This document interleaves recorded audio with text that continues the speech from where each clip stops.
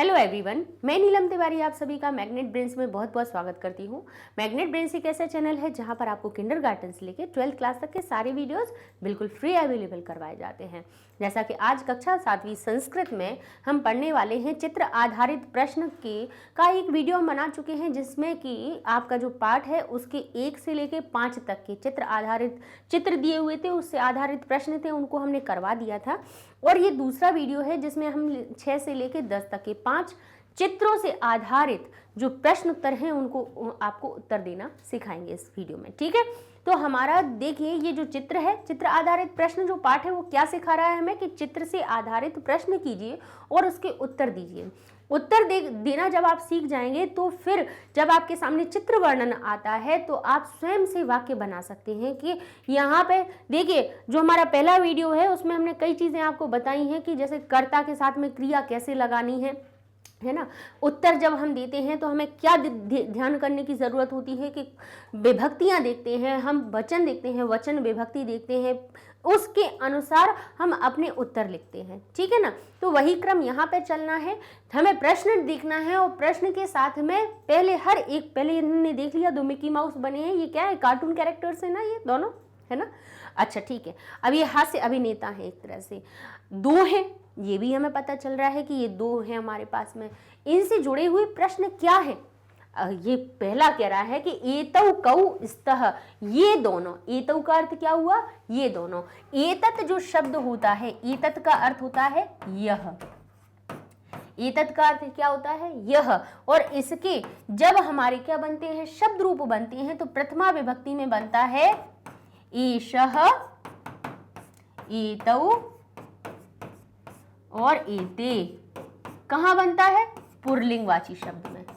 पुल्लिंगवाची शब्द में प्रथमा विभक्ति में ये जो एतत् का शब्द रूप है वो पुल्लिंग के लिए बनता है एषः, एतौ, एते। तो एतौ का अर्थ क्या हुआ, एषः का अर्थ हुआ यह, एतौ का अर्थ हुआ ये दोनों, और एते का अर्थ होता है ये सब, ये सब। ठीक है, यह, ये दोनों या ये सब। तो यहां पे एतौ का अर्थ क्या हुआ कि ये दोनों कौ। अब यहाँ पे भाई प्रश्नवाचक शब्द भी वचन के अनुसार आता है, क्योंकि 2 लोगों के लिए प्रश्न पूछा जा रहा है। तो जैसे कि किम के भी पुल्लिंग के लिए क्या रूप बनते हैं प्रथमा विभक्ति में, कह, कौ और के। जैसे एषः, एतौ, एते, कह, कौ, के। ठीक है, ये भी हमारे प्रथमा विभक्ति में ही बनते हैं। किम के शब्द रूप वो भी पुल्लिंग के लिए। ठीक है, किम के शब्द रूप किसके लिए, पुल्लिंगवाची शब्द के लिए। तो लिखा है कह, कौ, के। जब एतौ हमारा लिखा हुआ है द्विवचन का, तो जो प्रश्नवाचक शब्द है वो भी द्विवचन का आएगा। लिखा है एतौ कौ स्तः, ये दोनों कौन है, ये दोनों कौन है। हमें भाई पता होना चाहिए कि ये शब्द हैं कहाँ से आ रहे हैं हमारे सामने, कैसे अलग अलग विभक्तियों से आ रहे हैं। तो हमें विभक्तियां पता होना चाहिए कि शब्द रूप में सब इनका सारे शब्दों का अर्थ हमारे शब्द रूपों में छुपा हुआ है। कह रहे हैं ये दोनों कौन है। अस्ति, स्तः, संति सिखाया है लास्ट वीडियो में। अस्ति 1 के लिए आता है, स्तः 2 के लिए आता है, और संति बहुत सारे के लिए आता है, जो कि अर्थ बताते हैं है, 2 हैं और बहुत सब हैं। तो यहाँ का है ये दोनों कौन हैं। तो बताइए, अब यहाँ पे कौ कह रहा है हमसे कि प्रश्न का उत्तर जो बनेगा वो प्रथमा विभक्ति द्विवचन का बनना चाहिए, कि जिस शब्द में प्रथमा विभक्ति द्विवचन हो वही हमारा उत्तर बनेगा। तो यहाँ देखिए किस में लिखा हुआ है, मूल्य बालाह शब्द में मूल्य प्रथमा विभक्ति तो है लेकिन बहुवचन लगा हुआ है। और बोले ये क्या है, ये तो क्रिया है, ये तो हमारा धातु रूप है। तो भाई एक प्रश्नवाचक शब्द के स्थान पे यहाँ पे क्रिया तो पूछी नहीं जा रही है, कौन पूछी जा रही है, प्रथमा विभक्ति। तो भाई क्रिया में तो क्या होती है, क्रिया में विभक्ति लगती है। बोले नहीं, इसमें तो हमारे तिगंत प्रत्यय तीतः अंति लगते हैं, इनमें विभक्तियां नहीं लगती हैं। क्रिया में लगने वाले प्रत्यय तिगंत होते हैं, जो तीतः अंति सीतः आमी आवा आमह पढ़ते हैं। और संज्ञा शब्दों में लगती हैं विभक्तियां। जैसे अब बालक शब्द में विभक्ति लगी है, कौन सी, प्रथमा विभक्ति बहुवचन की। और हास्य अभिनेतारौ, यहां लगी हुई है प्रथमा विभक्ति की द्विवचन। अभिनेत्र, नेत्र शब्द, नेत्र का अर्थ होता है नेत्री, का अर्थ होता है नेता, और नेत्र शब्द का जब आप प्रथमा विभक्ति द्विवचन में रूप देखेंगे तो क्या बनता है प्रथमा विभक्ति में, ऋकारांत शब्दों के हमने करवाए हैं रूप। तो प्रथमा विभक्ति में नेत्र शब्द बनता है नेता, नेतारौ, नेतारौ और नेतारः। तो भाई नेतारौ जो शब्द है वो क्या है, प्रथमा विभक्ति द्विवचन का। तो क्या कह रहे हैं, हास्य अभिनेतारौ। तो ये हो गया प्रथमा विभक्ति द्विवचन का हमारा उत्तर। ठीक है, तो उत्तर हम क्या लिखेंगे, हास्य अभिनेतारौ। तो यहां आप लिख दीजिए पहले हास्य, हास्य अभिनेतारौ। अच्छा, ये तो आपने एक पद में उत्तर दे दिया। अगर आपको सिर्फ एक पद में उत्तर पूछा लिखा हुआ है तो आप एक पद में देंगे, लेकिन अगर आपको पूर्ण वाक्य में उत्तर देना है तो कैसे लिखेंगे, कऊ के स्थान पे तो ये उत्तर आ गया, तो बाकी की चीजें आप उठा के सीधे प्रश्न में से लिख दीजिए, हो जाएगा आपका एतौ हास्य अभिनेतारौ स्तः। ये दोनों हास्य अभिनेता हैं और आपका ये बन गया उत्तर। ठीक है, इस प्रकार से पूर्ण वाक्य में भी उत्तर आप दे सकते हैं। लिखा हुआ है द्वौ किम कुरुतः, दोनों क्या कर रहे हैं, द्वौ दोनों क्या कर रहे हैं बताइए। अब यहाँ पे कुरुतः यानी करने की बात पूछ गई है, यानी यहाँ हमें जो उत्तर देना है वो क्रिया में आएगा कि द्वौ दोनों, किम यानी क्या, कुरुतः कर रहे हैं, दोनों क्या कर रहे हैं। तो यहाँ पे अगर क्रिया लगानी है तो यहाँ देखना पड़ेगा कि ये जो दोनों हैं वो कौन है, मैं है या तुम है। बोले ना मैं है ना तुम है, बाकी सब प्रथम पुरुष के हैं। तो क्रिया जो आएगी वो कौन सी आएगी, प्रथम पुरुष के द्विवचन की, क्योंकि क्रिया लगाने के लिए जो कर्ता होता है उसका पुरुष वचन पहचानते हैं। तो यहाँ पे ये कौन है, हास्य अभिनेता है। कौन है ये, दो हास्य अभिनेता हैं। तो दोनों के साथ दो है, ना तो मैं है ना तुम है।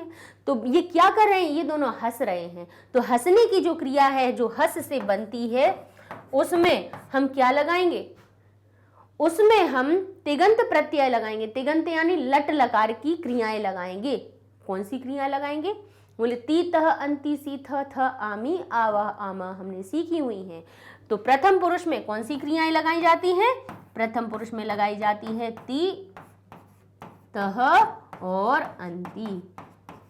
यानी अगर कर्ता कैसा होगा, कर्ता अगर प्रथम पुरुष का होगा, यानी ना मैं लिखा हुआ होगा ना तुम लिखा हुआ होगा, तो प्रथम पुरुष के कर्ता के साथ की क्रिया में अगर कर्ता एक है तो ती लगा देंगे, कर्ता दो है तो तह लगा देंगे, बहुत सारे हैं तो अंति लगा देंगे।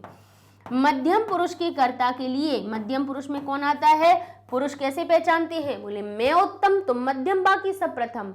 तो मैं शब्द के साथ में उत्तम पुरुष की क्रिया और तुम के साथ में यानी तुम दोनों तुम सब, वाक्य में तुम लिखा हुआ हो, तुम दोनों लिखा हुआ हो, तुम सब लिखा हुआ हो, तो क्रिया के साथ में सी थह और थ लगा देते हैं।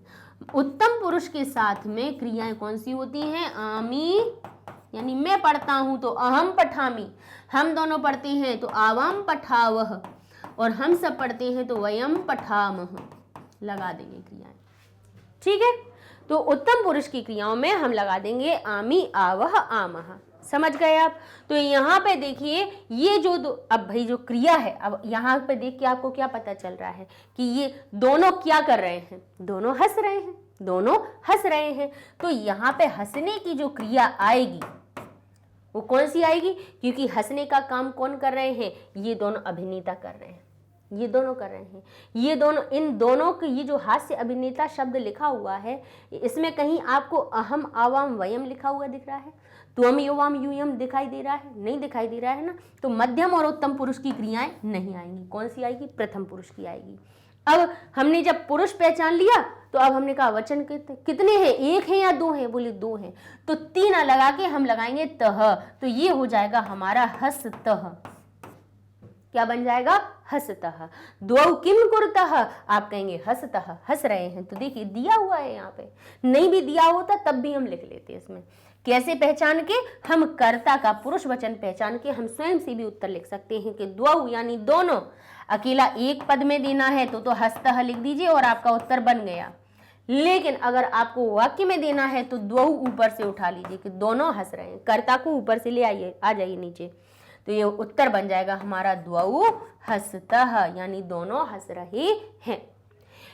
अब आगे देखिए, के यानी कौन, एतौ दृष्ट्वा प्रसीदन्ति। अब के शब्द कह रहा है कि हमें जो उत्तर मिलेगा उसमें होनी चाहिए क्या, के शब्द है, उत्तर के लिए हमें विभक्ति वचन पहचानना पड़ेगा। तो ये इसमें के में कौन सी विभक्ति लगी है, प्रथमा विभक्ति बहुवचन। कैसे हमने बताया कि प्रथमा विभक्ति बहुवचन है, क्योंकि हमने किम के शब्द रूप याद कि पुरलिंग में जो प्रथमा विभक्ति के किम के रूप बनते तो वो क्या बनते हैं, कह, कऊ और के। ये किस में बनता है, प्रथमा विभक्ति में बनता है।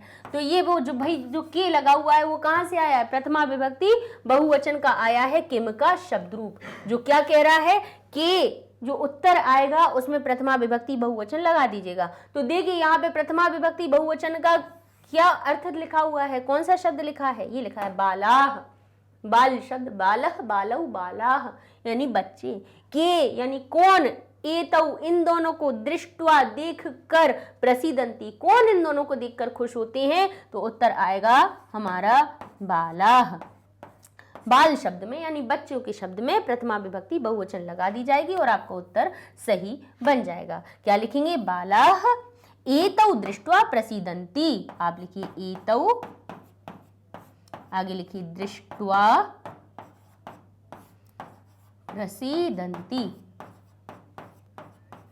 ठीक, इस प्रकार से ये आपके हो जाएंगे प्रश्न उत्तर। ठीक है, आगे चलते हैं। समझ में आ रहा है कि आपको क्या करना है, जो प्रश्नवाची शब्द है उसके स्थान पे आपको उत्तरवाची शब्द लिखना है। ठीक है, क्या क्या पहचान के, भाई उसकी विभक्ति और वचन पहचानिए, या अगर क्रिया लगनी है तो पुरुष वचन पहचानिए। ये दोनों चीजें हमें देखनी रहती हैं। अब हमारा जो देखिए अगला आता है, इसमें क्या दिख रहा है आपको, दो बिल्लियां दिख रही हैं, दो बिल्लियां दिख रही हैं, साथ में एक दूध भी पी रही है और एक यहाँ पे सिंह का बच्चा, सिंह शावक भी खड़ा हुआ है। यहाँ देख लेते हैं क्या लिखा हुआ है, द्वौ यानी दो, निश्चित ही कहीं ना कहीं पूछी जाएंगी कि कितनी बिल्लियां हैं। दुग्धम यानी दूध को, अब दूध को कौन पी रही है समझ में आ जाएगा। सिंह शावक है, सिंह शावक भी है। यहाँ पे प्रश्न हमें समझ में आ गया कि भाई कैसे हमें उत्तर मिलने हैं। तो पहले प्रश्न देख लेते हैं। लिखा है अत्र कति बिडालौ स्तः। यहाँ अत्र यानी यहाँ, कति यानी कितने, वही संख्यावाची कति जहां लिखा होगा वहां उत्तर हमारा संख्या में आएगा, क्योंकि कति का अर्थ होता है कितने, जिसको इंग्लिश में हम कहते हैं हाउ मैनी। क्या कहते हैं जिसको, हाउ मैनी कहते हैं। आंसर क्या आता है, इंग्लिश में भी लिखते हो तो क्या लिखते हो आप, कोई ना कोई नंबर लिखोगे। How many, 3 members. How many cats are there, बोले 2 कैट्स आर देयर, है ना। तो जो संख्या, जो हाउ मेनी की जगह पे आप जब क्या लिखते हो, संख्या लिखते हो, कितने के स्थान पे संख्या लिखते हो, कति के स्थान पे भी आपको संख्या लिखनी पड़ेगी। तो देखिए यहाँ पे संख्या क्या दी हुई है, अत्र कति बिडालौ स्तः, यहाँ कितनी बिल्लियां हैं, कहेंगे 2, तो ये लिखा है द्वौ। तो हम लिखेंगे पहले तो कति के स्थान पे लिख दीजिए द्वौ। अगर आपको सिर्फ एक पद में लिखना है तो आपका एक पद का उत्तर बन गया, यानी दो जो संख्या थी, द्वि जो संख्या थी, उसमें आपने विभक्ति लगा के उसको पद बना के उत्तर लिख दिया। लेकिन इसी को अगर वाक्य में लिखना हो तो क्या करेंगे, बोले कति के स्थान पे द्वौ लिख के बाकी सारी चीजें जैसे कि तैसे उतार देंगे। तो ये हो जाएगा अत्र यानी यहाँ, द्वौ दो, बिडालौ यानी 2 बिल्लियां, बिडालौ, और ये लिख देंगे हम स्तः, अत्र द्वौ बिडालौ स्तः, आपका उत्तर बन जाएगा। ठीक है, अब आगे लिखा है बिडालाभ्याम सह कह अस्ति। बिडालाभ्याम, भ्याम कहाँ आता है, किसी भी शब्द के साथ में भ्याम कहाँ लगाया जाता है, पता है क्या, बोले भ्याम भ्याम पढ़ा तो है, रामाभ्याम, बालकाभ्याम, राम हमारा कोई भी शब्द हो, बालिकाभ्याम, लताभ्याम। तो यहाँ देख लिखा हुआ है बिडालाभ्याम, बिडालाभ्याम, भ्याम लगता है हमारा हर एक शब्द के शब्द रूपों में, कहां पर, तृतीया विभक्ति, तृतीया, चतुर्थी और पंचमी, इन 3 विभक्तियों में हर एक शब्द के द्विवचन में, द्विवचन में क्या लगाया जाता है, द्विवचन में भ्याम लगाया जाता है। तो बिडालाभ्याम, बिडालाभ्याम, बिडालाभ्याम, अर्थ क्या निकलेगा? बोले अगर तृतीया का भ्याम लगा होगा तो इसमें अर्थ निकल रहा होगा से या के द्वारा। क्या निकल रहा होगा? से या के द्वारा। चतुर्थी का भ्याम लगा हुआ होगा तो के लिए का अर्थ निकल रहा होगा, और पंचमी का लगा हुआ होगा तो से निकलेगा, वो भी अलग होने वाला से का अर्थ निकलेगा। अब देखते हैं कि ये जो भ्याम शब्द है हमें क्या अर्थ बता रहा है कि बिडालाभ्याम सह। अब बिल्ली के द्वारा या बिल्ली से। अब आप कहोगे ना तो से और के द्वारा तो सही समझ में नहीं आ रहा है कि बिल्ली के द्वारा साथ कौन है? नहीं। बिल्ली के लिए साथ कौन है? नहीं। बिल्ली से साथ कौन है? नहीं समझ में आया। तो अब आप कहेंगे इसमें तो हमें किसी से भी अर्थ समझ में नहीं आ रहा, लेकिन यहां ना ही चतुर्थी का भ्याम लगा है ना पंचमी का भ्याम लगा है, यहां लगा है तृतीया का भ्याम। बोले कैसे? बोले तृतीया का कैसे है? क्योंकि ये जो सह शब्द है, एक सूत्र होता है हमारा, कहता है सहार्थे तृतीया। कौन सा होता है? सहार्थे तृतीया, जो कहते हैं कि सह के अर्थ में यानी सह के होने पर जिसका साथ हो रहा होता है उसके में तृतीया विभक्ति लगाई जाती है। जैसे पुत्र के साथ तो पुत्रेण सह, पुत्र में तृतीया विभक्ति लग जाएगी। राम के साथ रामेण सह, बालक के साथ बालकेन सह। बालक में अर्थ तो निकल रहा है के, देखिए लिखा बालक के साथ। अगर हम इसका संस्कृत में अर्थ बनाए तो साथ को कह देते हैं सह, और बालक में चिन्ह कौन सा जुड़ रहा है कि, और का की के जोड़ने के लिए षष्ठी विभक्ति लगाते हैं। तो होना तो चाहिए बालकस्य सह। क्या लिखना चाहिए? बालकस्य सह लिखना चाहिए। लेकिन ये सहार्थे तृतीया सूत्र कह देता है कि जहां पे सह लगा हुआ होगा तो जिसमें काकी के का अर्थ निकल रहा होगा फिर भी उसमें षष्ठी ना लगा के उसमें तृतीया ही लगाना। तो के होने पर भी सहार्थे तृतीया सूत्र की वजह से यहाँ बालक को बालकस्य ना बना के बालकेन सह लिखा जाएगा। ठीक है, तो यहाँ पर जो हमारा बिडालाभ्याम है ये कौन सा है? तृतीया विभक्ति का अर्थ है, इसमें के का अर्थ निकल रहा है लेकिन साथ था इसीलिए यहाँ तृतीया लगाई गई। तो अर्थ क्या निकलेगा? दो बिल्लियों के साथ, क्योंकि द्विवचन का रूप है ना, तो दो बिल्लियों के साथ कह अस्ति। दो बिल्लियों के साथ कौन है बताइए? दो बिल्लियों के साथ में यहाँ पे कौन खड़ा हुआ है? एक शेर का बच्चा खड़ा हुआ है। कौन खड़ा है? शेर का बच्चा। शेर को संस्कृत में क्या कहते हैं? सिंह। अब यहाँ पे हमें इनका नहीं देखना है, हमें देखना है प्रश्न को पकड़ना है। प्रश्नवाचक शब्द के हिसाब से उत्तर आएगा। प्रश्नवाचक शब्द कह रहा है इसमें प्रथमा विभक्ति एक वचन है। कह कौ के प्रथमा विभक्ति एक वचन में किम शब्द बनता है? कह। तो कह में प्रथमा विभक्ति है तो हमें जो उत्तर आएगा, बोले शेर का बच्चा। शेर के बच्चे को क्या कहेंगे? सिंह शावक। शावक यानी बच्चा, सिंह शावक। तो क सिंह शावक में भी प्रथमा विभक्ति एक वचन लगा दी जाएगी। तो ये लिखा है सिंह शावकः।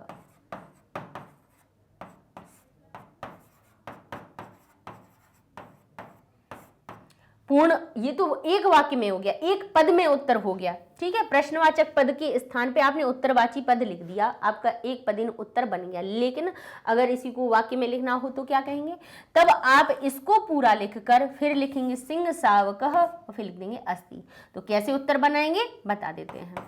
इस प्रकार से बनेगा बिडालाभ्याम यानी दो बिल्लियों के साथ, बिडालाभ्याम सह, फिर लिखेंगे आप सिंह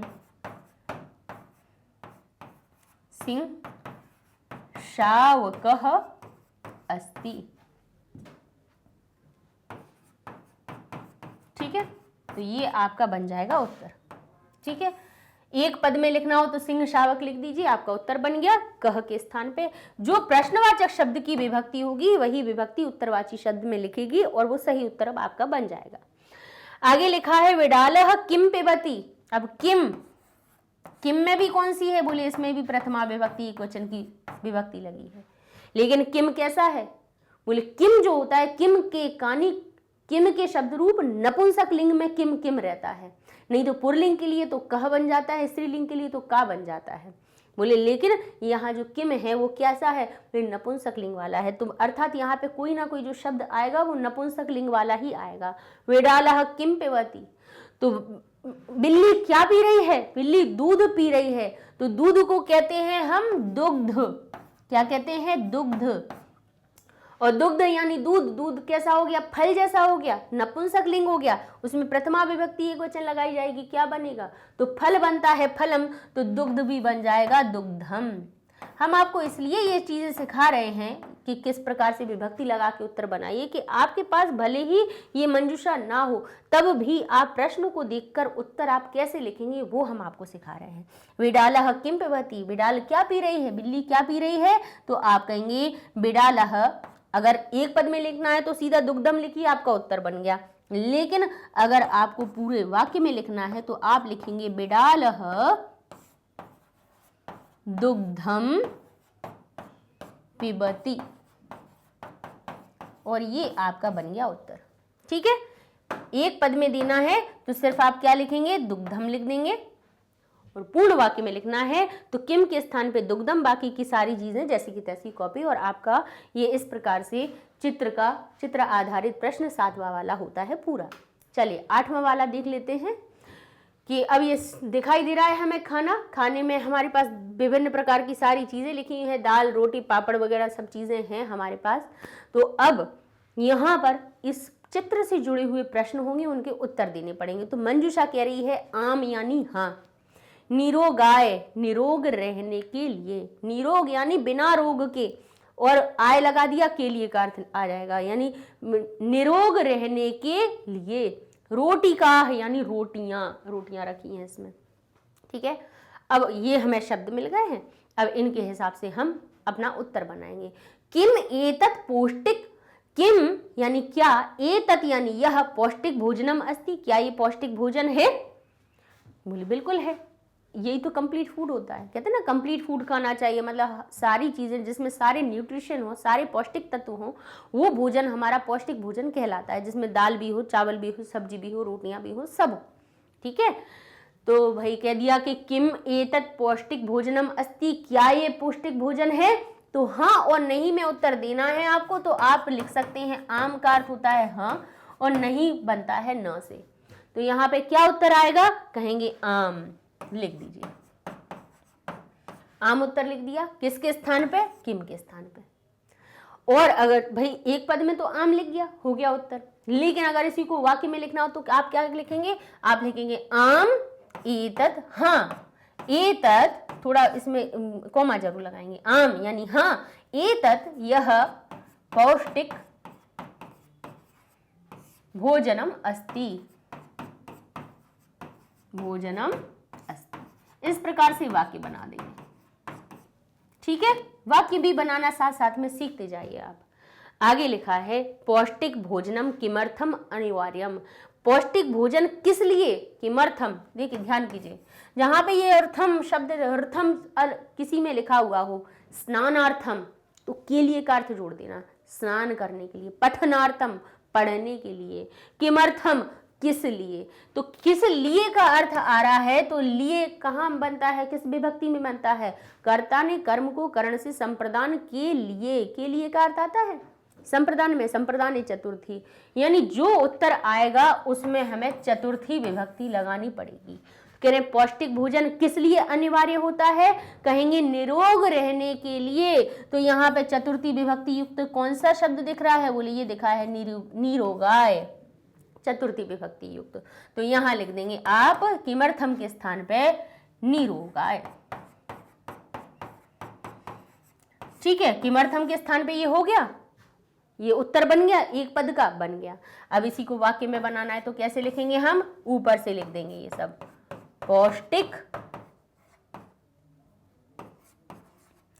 पौष्टिक भोजनम निरोगाय अनिवार्यम, निरोग रहने के लिए अनिवार्य होता है। ये आपका उत्तर बनेगा। ठीक है, चलिए आगे लिखा है भवते रोटिका रोचन्ते पूरिका वाह।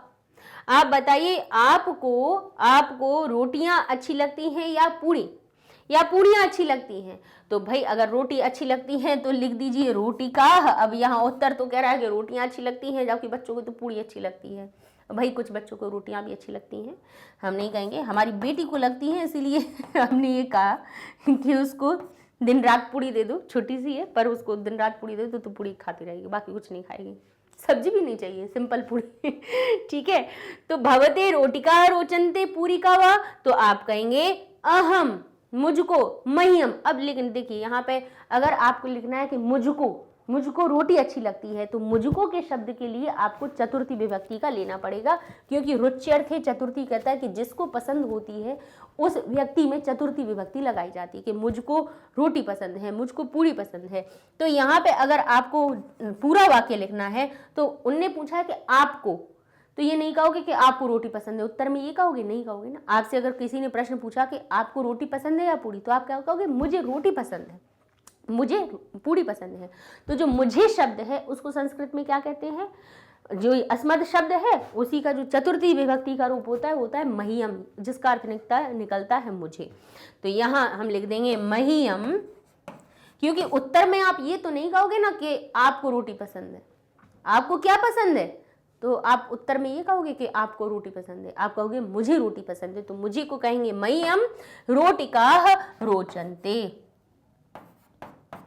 अब अकेले एक हो तो कहोगे आप रोचते, एक हो तो रोचते कहोगे, और यहाँ पे अगर यहाँ पे चतुर्थी विभक्ति आ जाती तब यहाँ पे हम रोचनते लिखते। इस प्रकार से हमारा वाक्य बन जाएगा। ठीक है, तो यहाँ पे उन्होंने कहा क्या चाहिए, तो आपने लिख दिया रोटी का। तो लीजिए ये हो गया आपका 8वां वाला, ये जो चित्र आधारित प्रश्न थे वो पूरे। अब चलते हैं हम 9वें वाले प्रश्न पे, जिसमें लिखा है मंजूषा देख लेते हैं, जिसमें कि दिख रहा है कि सूर्य अस्त हो रहा है, 4 स्त्रियां हैं वो जा रही हैं, जा ही रही होंगी कहीं ना कहीं, है ना। तो ये लिखा है चतस्त्रः, क्या लिखा हुआ है, चतस्त्रः, संख्यावाची शब्द अपन पढ़ चुके हैं, है ना। किसके लिए, बोले 4 संख्या जो होती है पुरलिंग के लिए बनती है चत्वारः, स्त्रियों के लिए बनती है चतस्त्रः, और फल के लिए यानी फल यानी नपुंसक लिंग के लिए बनती है चत्वारी। क्या बनती है, चत्वारी। ठीक है, तो चतस्त्रः यानी 4 स्त्रियावाची 4 के लिए 4 शब्द चतस्त्रः आया हुआ है। ग्रहम यानी घर को, अस्तम यानी अस्त। ठीक है, अब यहाँ पे देखेंगे कि कौन सा शब्द कहाँ पर आ सकता है। लिखा है सूर्य यानी सूर्य कुत्र गच्छति, सूर्य कहाँ जा रहा है, कहाँ को जा रहा है, अस्त होने को जा रहा है, अस्त होने को जा रहा है। तो यहाँ पे हम अस्त शब्द में लगा देंगे महलंत द्वितीय विभक्ति, तो ये हो जाएगा अस्तम। अस्तम, सूर्यः कुत्र गच्छति, सूर्यः अस्तम गच्छति। ठीक है, तो कुत्र के स्थान पे आपने अस्तम लिख दिया और गच्छति बाद में लिख दीजिए, तो आप पूर्ण वाक्य में भी उत्तर बना देंगे। फिर कह रहा है महिला कुत्र गच्छन्ति, महिलाएं कहाँ जा रही हैं, महिलाएं घर जा रही होंगी, भाई बेचारी कहाँ जाएंगी और लकड़ियों का गट्ठर लेके, है ना।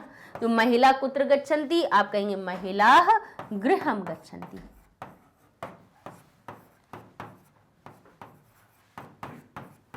ठीक है, आगे लिखा है चित्रे कति महिलाएं संति, बताइए कति के स्थान पे क्या आती है, संख्या। तो यहाँ हम लिख देंगे चित्रे यानी चित्र में चतस्त्रः,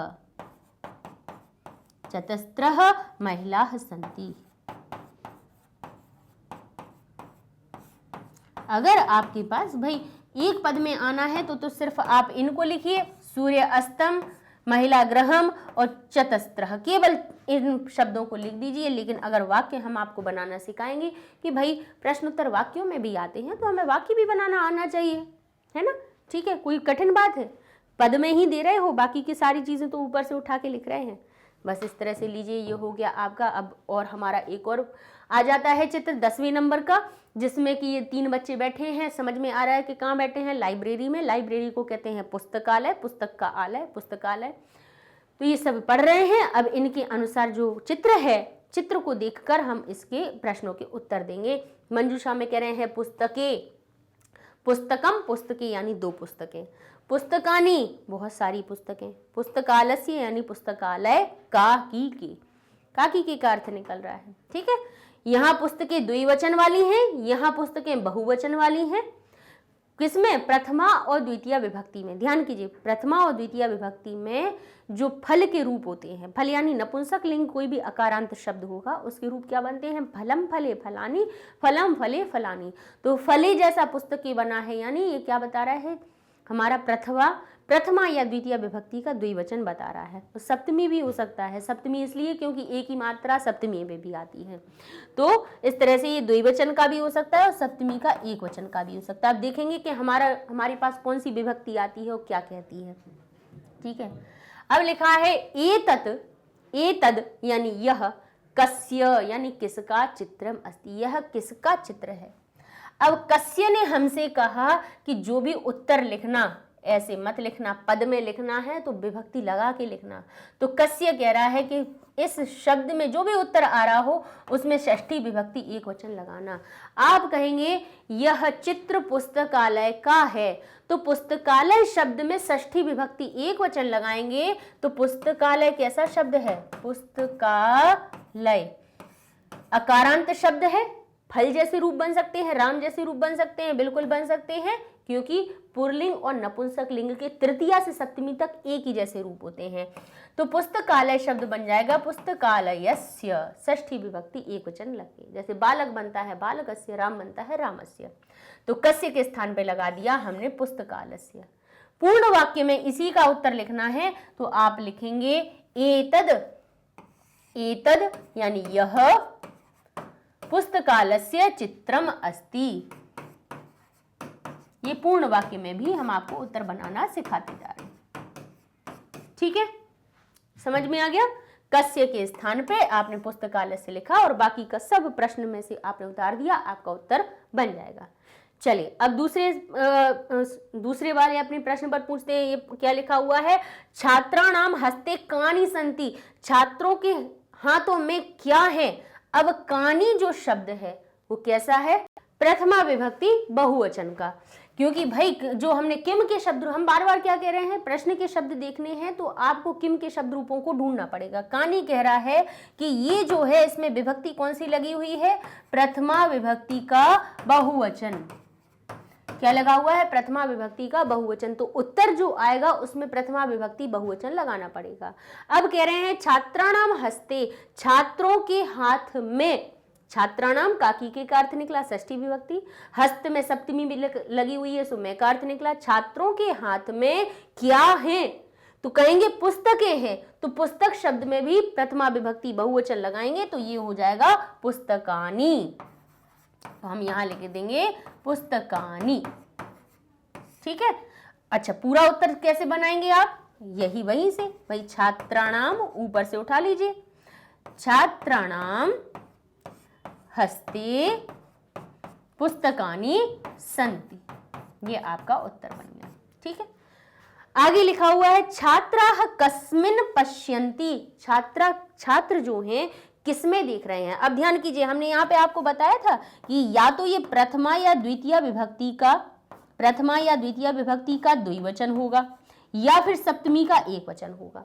हमने कहा था ना, क्योंकि अगर आप फल के रूप देखेंगे तो प्रथमा और द्वितीय विभक्ति में बनता है फलम, फले और फलानी, और द्वितीय में भी सेम बनते हैं फलम, फले, फलानी। लेकिन इसी के अगर सप्तमी विभक्ति के आप रूप पर देखेंगे तो वो भी आपका जैसे बालक बनता है बालके, तो फल बनता है फले, सप्तमी के एक वचन में।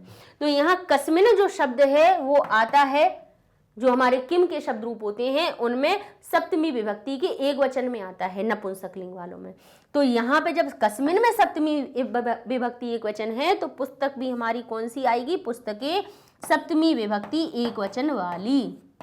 तो हम क्या लिखेंगे? छात्राः कस्मिन् पश्यन्ति, छात्र किसमें देख रहे हैं? कहेंगे छात्र पुस्तक में देख रहे हैं। तो यहाँ हो जाएगा छात्राः पुस्तके पश्यन्ति, देख रहे हैं, छात्र पुस्तक में देख रहे हैं। लीजिए, इस प्रकार से बन गए आपके प्रश्नों के उत्तर।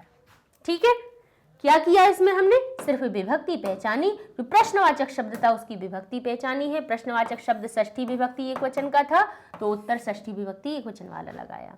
यहाँ पे प्रथमा विभक्ति बहुवचन का था तो प्रथमा विभक्ति बहुवचन वाला रूप लगाया। यहाँ पे सप्तमी विभक्ति एकवचन थी तो उत्तर हमारा सप्तमी के एकवचन का आया। इस तरह से ये हो जाते हैं आपके 10 चित्र, जिनके चित्र आधारित प्रश्न हमने करवा दिए हैं। और इस तरह से हो जाते हैं हमारे ये चित्र आधारित प्रश्न से पर आधारित जो वीडियो था कि चित्र दिया हुआ था उससे जुड़े हुए प्रश्न थे और उसके उत्तर हम किस प्रकार से देते हैं, तो इसको हमने आपको बता दिया है। नेक्स्ट वीडियो में अब हम चित्र वर्णन को शुरू करेंगे, ठीक है। इसका जो हमारा अगला पार्ट है चित्र वर्णन, उसको सीखेंगे। ये देखिए, ये जो प्रश्न उत्तर थे ये हमें क्या सिखा रहे थे कि आप किस प्रकार से उस चित्र को देख के प्रश्न कीजिए और प्रश्नों के जब आप उत्तर देने लगेंगे आपको पता रहेगा कि हम किस प्रकार से इस कोई भी प्रश्न अगर हमारे मन में आता है इस चित्र को देखकर और उसका जिस प्रकार से हम उत्तर देंगे वैसे ही हम चित्र वर्णन को करेंगे, ठीक है। तो नेक्स्ट वीडियो में बस अब हमारे पास क्या आने वाला है, चित्र देखेंगे और उससे जुड़े हुए हमें वाक्य बनाने होंगे। तो उसी का ये एक तरह से आधार था, ये आपको सिखाना चाह रहा था कि हमें किस तरह से चित्र का वर्णन किया जाता है, ठीक है। अच्छा, ये सारे वीडियोस हमारी वेबसाइट पे आसानी से मिल जाएंगे। गूगल टैब पे जाइए, लिखिए magnetbrains.com, इंटर करेंगे, ये आपका वेबसाइट पेज ओपन हो जाएगा और यहाँ पे आपको क्लासेस दिखेंगे। आप क्लास सेलेक्ट करेंगे ना तो यहाँ पे मिल जाएंगे आपको संस्कृत NCERT का भी रुचिरा, जिसमें हमने पढ़ाई है पूरी, उसका सॉल्यूशन पूरा करवाया है। साथ साथ में संस्कृत व्याकरण आपको मिल जाएगी। संस्कृत व्याकरण हमने दिव्यम पुस्तक है उससे करवाई है, क्योंकि NCERT की कोई भी पर्टिकुलर पुस्तक थी नहीं और थोड़ा सा छोटा सा पोर्शन दे रखा था रुचिरा के पीछे, उतने से कुछ नहीं होता। व्याकरण बहुत बड़ी है, बच्चों को आना चाहिए, तो इसलिए हमने ये आपको उस दिव्यम जो हमारी पुस्तक है ग्रामर की उसमें से करवाया हुआ है, उसके सारे पाठ करवा दिए हैं। तो इस तरह से आप जो भी वीडियो सेलेक्ट करेंगे लिस्ट में पता चल जाएगा आपको कि कौन कौन से पार्ट हमने करवाए हैं और उनसे जुड़े हुए कितने वीडियोस हो चुके हैं। तो पढ़िए मैग्नेट ब्रेन्स के साथ में। चैनल को भी लाइक कीजिए, शेयर कीजिए, सब्सक्राइब कीजिए। मिलते हैं नेक्स्ट वीडियो में, तब तक के लिए धन्यवाद।